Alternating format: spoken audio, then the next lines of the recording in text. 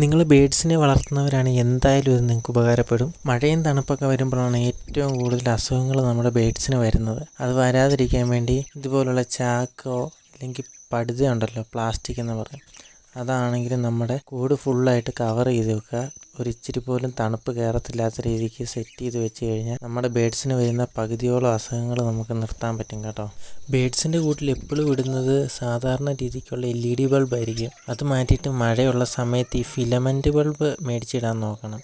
അതിന് നല്ല രീതിക്ക് ചൂടുള്ളത് കൊണ്ട് തന്നെ ഇവർക്ക് അത്യാവശ്യം അസുഖങ്ങളൊന്നും വരാതെ അവരുടെ ടെമ്പറേച്ചർ അങ്ങ് മെയിൻറ്റെയിൻ ചെയ്ത് കൊണ്ടുപോയിക്കോളും.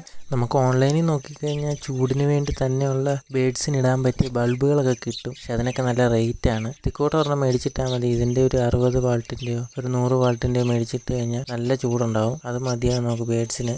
ആദ്യമായിട്ട് നമ്മുടെ ചാനൽ കാണുന്നവരൊന്ന് സബ്സ്ക്രൈബ് ചെയ്ത് വെച്ചോ. ഞാൻ ബേഡ്സിനെ കുറിച്ചാണ് ഏറ്റവും കൂടുതൽ വീഡിയോസ് ഇടുന്നത്. നിങ്ങൾ ബേഡ്സിനെ വളർത്തുന്നുണ്ടെങ്കിൽ നിങ്ങൾക്ക് എന്തായാലും യൂസ്ഫുൾ ആയിരിക്കും. എന്തെങ്കിലും സംശയങ്ങളുണ്ടെങ്കിൽ കമൻറ്റ് ചെയ്യുക. അടുത്തൊരു വീഡിയോ ആയിട്ട് കാണാം. ബൈ.